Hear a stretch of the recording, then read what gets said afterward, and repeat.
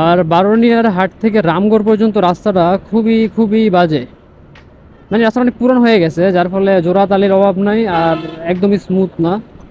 তো এই রাস্তাটা কাইন্ড অফ ডিসঅ্যাপয়েন্টিং। আর যদিও সেখানে রাস্তা হইতাছে, তো আরও 6 মাস 1 বছর পরে গেলে হয়তো নতুন রাস্তা পাওয়া যাবে। তো এখন আমরা আছি খাগড়াছড়ির রুটে, 1/1 লেন।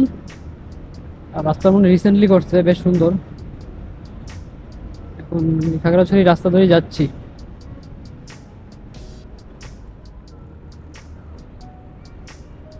আরও 84 কিলোমিটার বাকি আছে, মোটামুটি 6টা বাজবে যেতে যেতে। এ ভাই খাড়া, কি এত খাড়া, কঠিন খাড়া।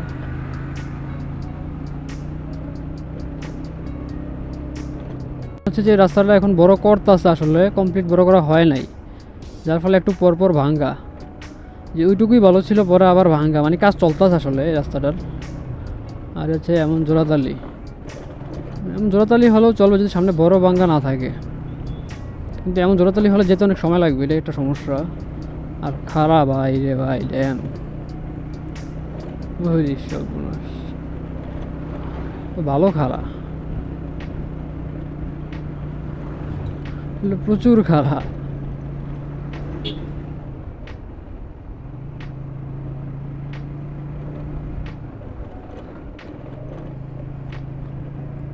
আমরা এখন শুধু পাহাড়ের উপরে উঠতেই আছি, আমার কোনো খবর নাই। আমরা মাত্র আমাদের খাগড়াছড়ি রাস্তায় ঢুকছি, আর সেই ভিউ। হ্যাঁ হ্যাঁ, পাহাড়ের উপর থেকে একদম নিচে চলে আসছি।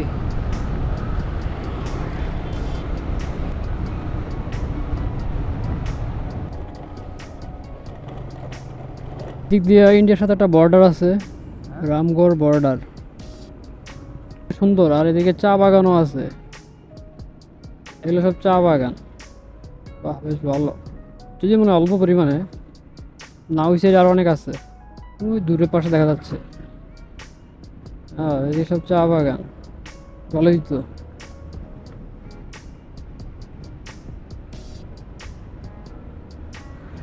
বেশ ভালো। খাগড়াছড়ি এখন 57 কিলোমিটার বাকি। রাস্তা আসলে খুবই ভাঙ্গা, রাস্তার কাজ চলতেছে, চালাইতে ভালোই পেরা খাইতে হইতেছে। আর যেহেতু পাহাড়ি রাস্তা, আর ভাঙ্গা, একটু ঝামেলা। এদিক দিয়ে রাস্তা একটু ভালো,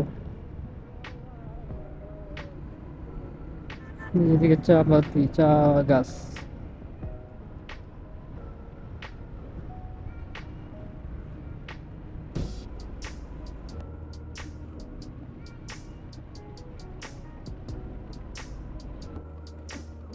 আসছি জালিয়াপাড়াতে। আমরা এখন যাবো বামে, আর সোজা হচ্ছে বান্দরবন রাঙামাটি।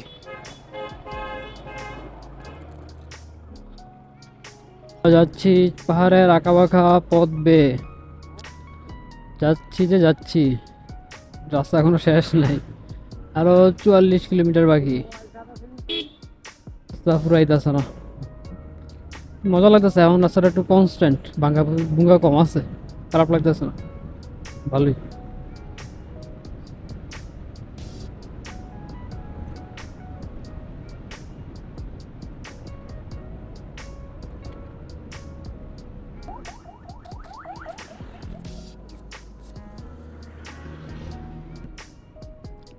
এই রাস্তায় গাড়ি চালানো হচ্ছে ড্রাইভারের জন্য একটা পরীক্ষা, এক্সট্রিম এক্সাম।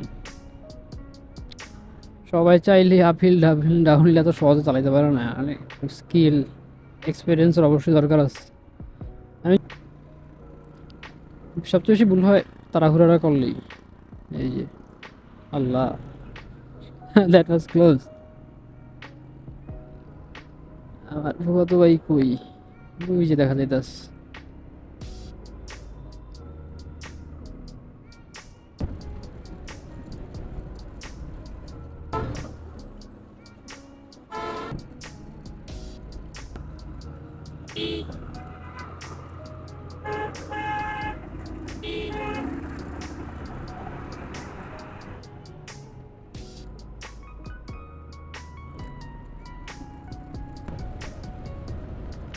খাগড়াছড়ি গেট, সেই জিনিস। ফাইনালি আমরা খাগড়াছড়ি সদরের ভিতরে ঢুকে পড়লাম। হ্যাঁ, খাগড়াছড়ি সরকারি কলেজ, কলেজ এটা।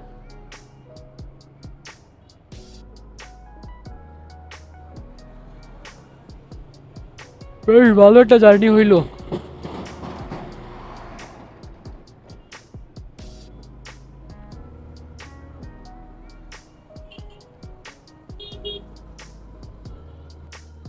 শাপলা চত্বর কোন দিকে?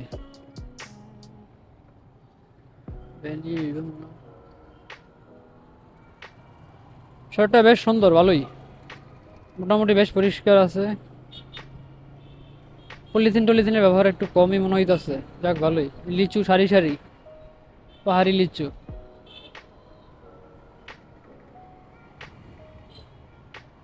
খাগড়াছড়ি শহর, গেস্ট হাউস।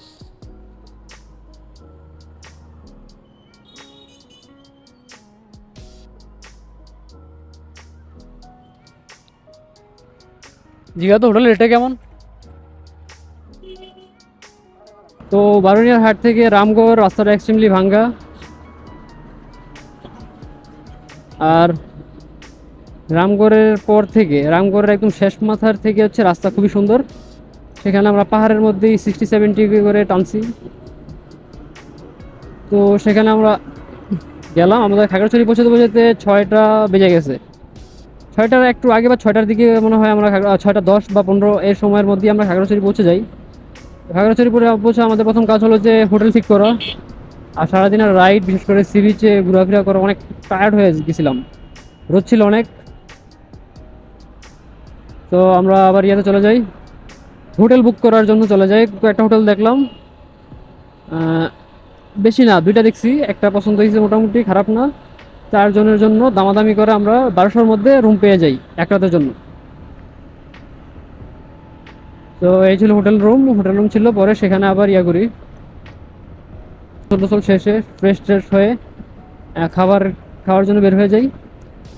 তো সেখানে একটা হোটেলেই আমরা, লোকাল রেস্টুরেন্টেই আবার মোরগ পোলাও খাই। তো ভালো অপশন খুব কম ছিল। আর আমরা যেই পাশে ছিলাম এই পাশে কম ছিল, ওই পাশে হয়তো বা থাকতে পারে।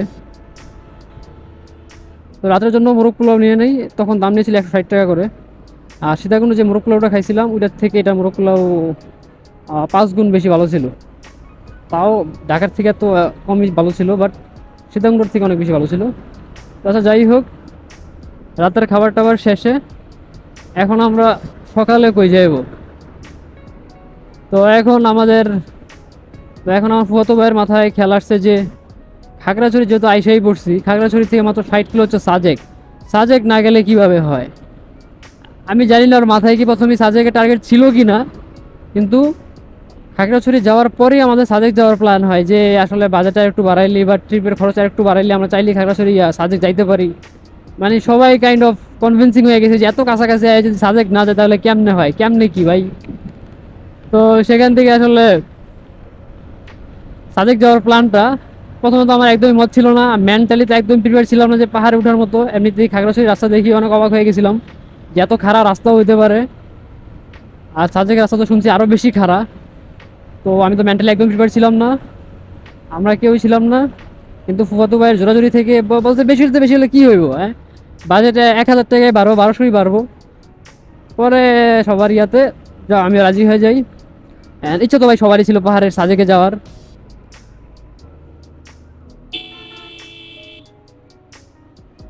ইচ্ছা কার না থাকে, এটা হিনোর বাস, অসম্ভব।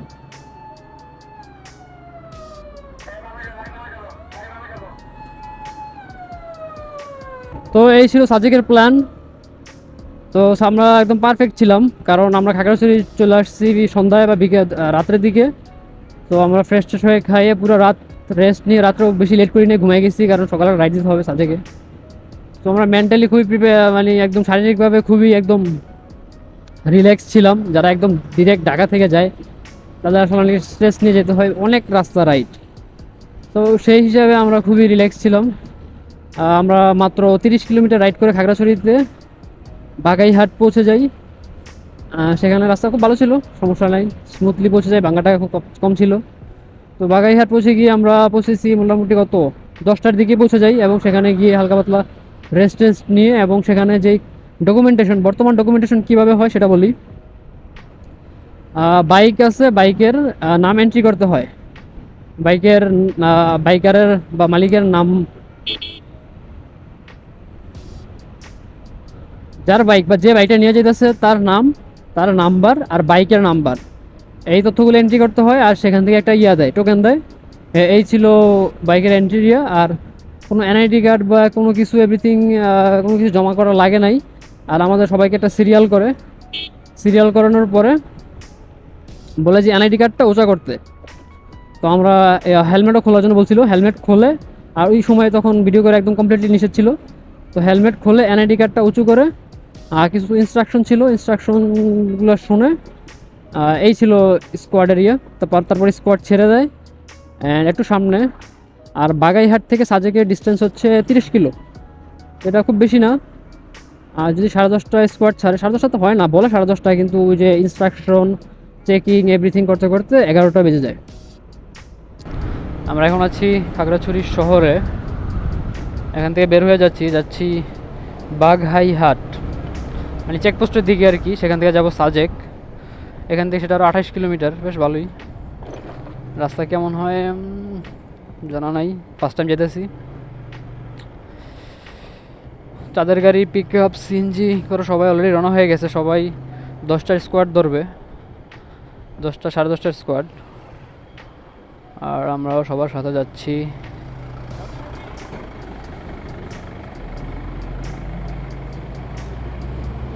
খাগড়াছড়ি কোর্ট, বিচার বিভাগ, এটা কি গ্রন্থাগার, খাগড়াছড়ি গ্রন্থাগারও আছে, বাহ।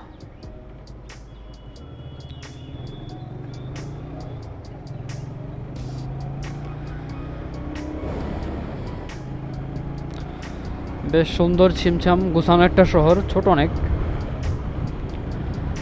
মানুষজনও বেশ কমই মনে হইল। খাগড়াছড়ি থানা।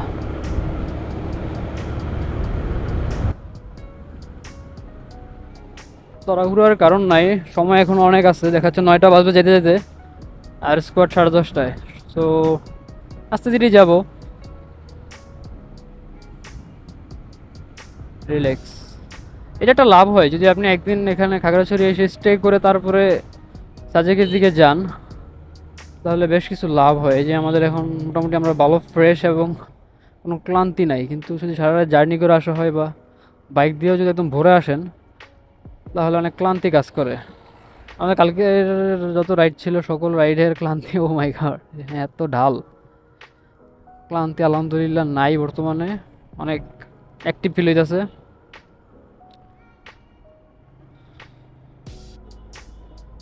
ঢালগুলা জাস্ট মারাত্মক।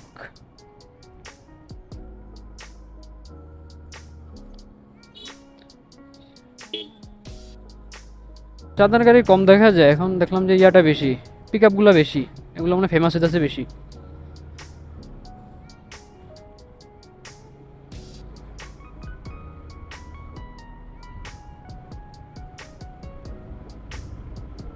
পুলিশও আছে ভালো। আর এটা পুলিশ লাইন্স, আচ্ছা এখানে পুলিশ দেখা যাইতেছে, খাগড়াছড়ি পুলিশ লাইন্স, বেশ ভালো।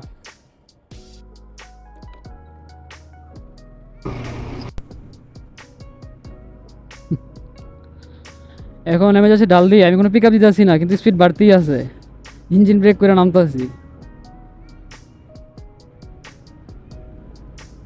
মারাত্মক ঢাল।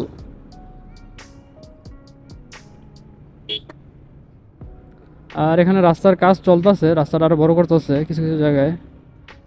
খাগড়াছড়ির মতো ভাঙা নাই, এগুলো অলরেডি বড় করে ফেলছে, যাক ভালোই, সামনে ভাঙ্গা কম পাইলেই হয়।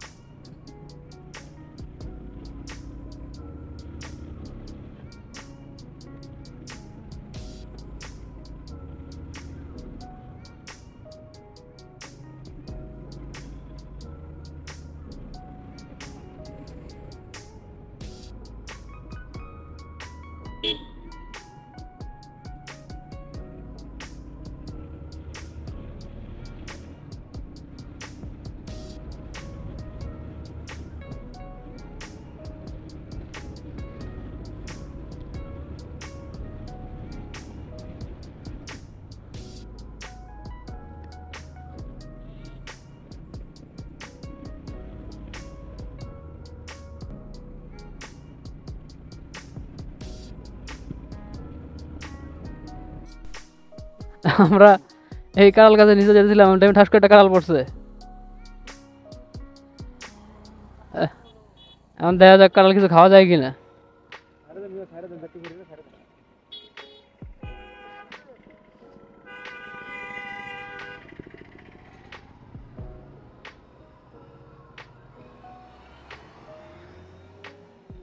এই 2-1 লয়ে আয় মিয়া।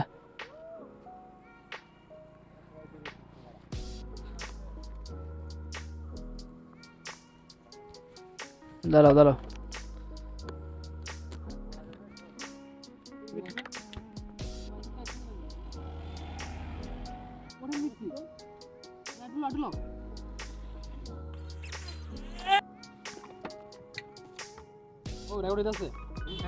এই যে আমাদের কাঁঠাল আমরা খাইতেছি। ও ভাই একটা কথা আমার দিও, লাস্ট একটা। আরে যাবো না আমরা আসছি। চলো চলো আরো চলবো তো। চলো চলো। খালাস বল। কি হলো ম্যান খাইনি আজকে তো আমি খাবো।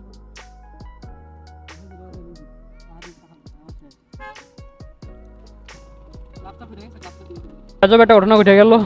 আমরা সামনে যাইতেছিলাম, এমন টাইমে একদম কাঁঠাল গাছ থেকে ঠাস করে কাঁঠাল পড়ছে।